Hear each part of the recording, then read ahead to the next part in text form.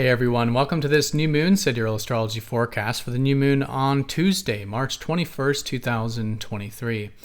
Alright, so we have the beginning of the new lunar cycle, and it is going to be in receptive Pisces. If you were expecting me to say Aries just then, be sure to check out the link down below for more information. We are using the visible sky on this channel, which is very different from mainstream astrology.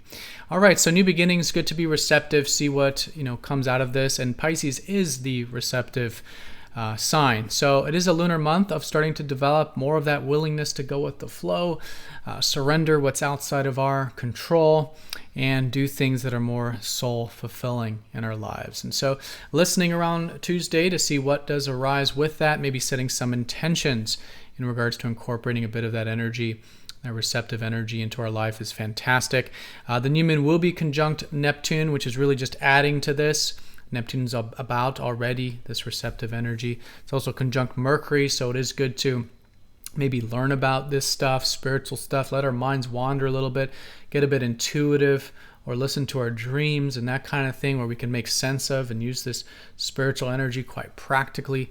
But most importantly is that it is going to be squaring up to Mars still, because we have had the Sun square Mars from last week. And in this case, it's balancing out a bit of that fiery energy. So it's going to be much easier to work with than last week because the aspects already happened. But in this case, we still, it's good this month to see how we can be receptive, go with the flow, do what's soul-fulfilling, while at the same time, take that action, move things forward, take that initiative, assert ourselves, right, with that fiery Mars energy. There's also a sextile to Pluto, so on a minor note, there could be some support to reclaim some power here and do some things that are quite empowering this lunar month as well. All right, so let's go and take a look at all of this here in more detail when we return.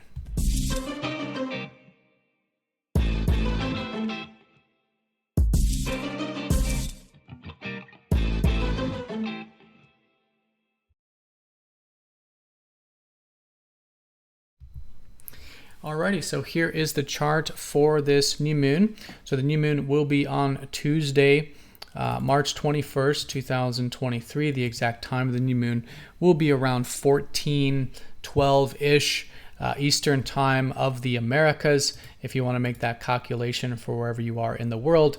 But for all intents and purposes, it is going to be the day surrounding Tuesday. In fact, we do tend to feel this new moon energy usually a few days before, a few days after, depending on how receptive we are.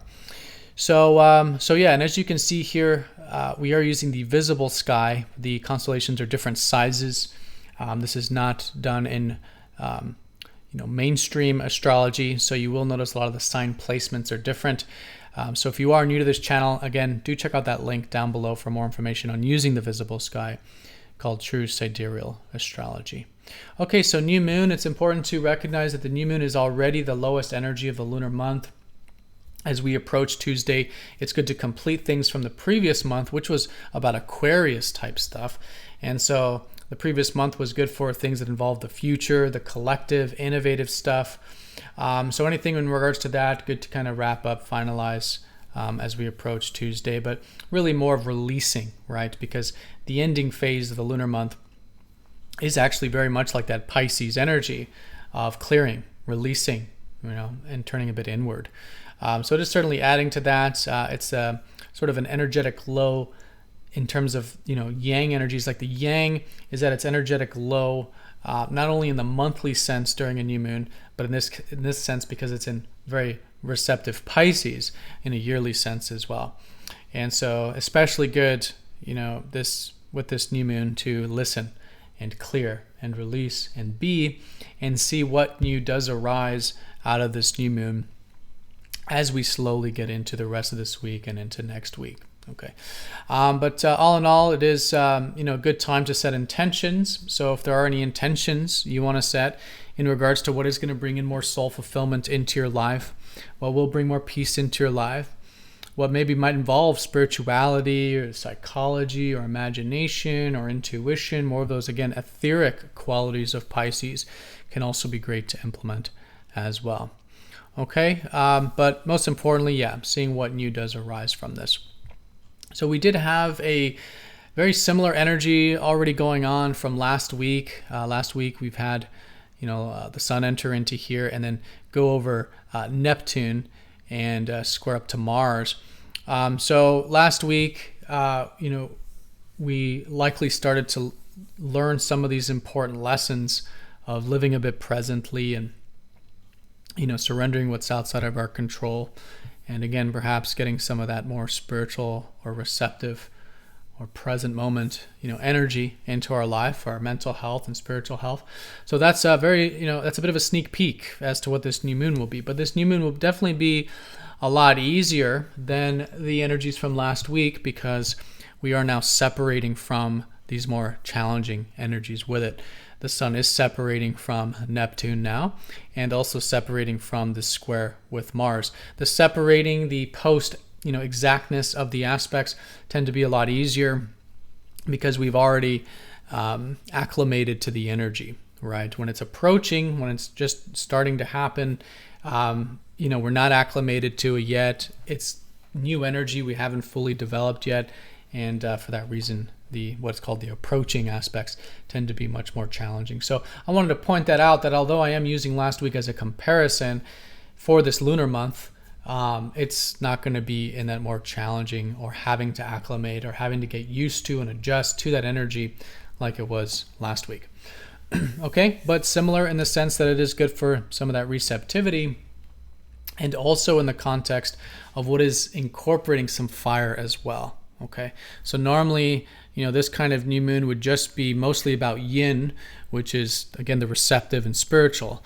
But with these squares to Mars, and with Venus in Aries as well, and with Mars shifting into Gemini this week, there is a lot collectively going into more of the yang energies.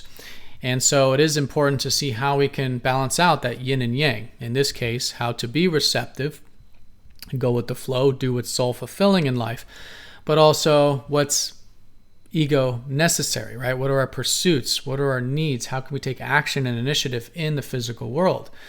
And so this might be a bit of a challenge, again, just because it is the square, but again, it is already separating. But it is a challenge to incorporate these two, especially just because they're just very different energies. It's difficult for anyone to balance yin-yang in the sense that they're just very different energies. So great intentions to set with not only how we can incorporate some of this yin and receptivity, but also take action, take initiative, assert ourselves, move things forward with conscious intention. And I say conscious intention because the squares do tend to bring out the over and under extremes of the planetary energy. And in this case, with the yang fiery energies of Mars, which can be maybe too much, assertiveness, needs, aggression, too much of that fire energy, or not enough passive aggressive, not taking enough of that action in our life. So seeing how we can, constructively move things forward with conscious intention, constructively be assertive, take initiative with things, be independent as well, with that mindfulness, with that awareness, and it helps balance out that energy. Excuse me, my throat's a bit coarse. One second. So great time for this. Anything that is, about incorporating this conscious fiery energy into things, moving things forward. It can be a very constructive times. A lot of times in astrology, we hear that squares are just these challenging things, but it's not so much challenging as much as it's good to challenge ourselves. And it's during these squares that we do make the most important changes in our life and most constructive changes in our life, or, do the things that are most constructive and long lasting and being built. So working with it that way. But again, it's still early. Let the energies be subtle early. As the lunar month unfolds, we'll just naturally notice more and more of that yang slowly building anyways, and then we can be more in alignment with things versus forcing things. Because again, the most important thing is around the new moon, we are listening and just starting that new lunar cycle. Okay, there's also a square up to Pluto, which is just minor, but nice to see that at least the planet of empowerment, reclaiming our personal power and, facing fears and all this is in a good harmony. And so just an opening for a bit of reclaiming some of that power, facing fears, doing things we normally maybe wouldn't. In our lives, we have the support to do so. And so, depth, transformation, personal empowerment, all very much supportive, or at least available during this new moon. All right, everyone, so that is the week in a nutshell. Most important thing is, I would say, to summarize this, is to listen around the new moon, but it really is a time of incorporating both the receptive and active energies of our life, to flow with the current, but also to swim in the current, but swim in a way that is with the stream, versus fighting upstream. That might be getting too much into that Mars energy, but maybe just simply floating might be not enough of that Mars energy. And so that's what I mean by swimming with the current. We still want to be moving things forward throughout this lunar month, taking some of that action and initiative with Mars, but in that receptive sort of way, especially with the new moon being so close to Neptune, the ruler of Pisces. The traditional ruler Jupiter's here as well in Pisces, so it's really adding to that. But conjunct Mercury as well, maybe, using some of that cerebral energy to understand and work with, connect with our soul and the etheric worlds and the intuitive worlds can be great as well. All right, so everyone, have a fantastic new moon. Thank you so much for watching. Be sure to click the like button if you're watching this on YouTube. And if you're not yet signed up for MTZ Insiders, it is a free newsletter where you do get these videos released first before YouTube and extra content not normally released on YouTube. So do check out the link down below and sign up if you haven't yet. But have a great one, and I'll see you all next time for the next astrology forecast. Take care.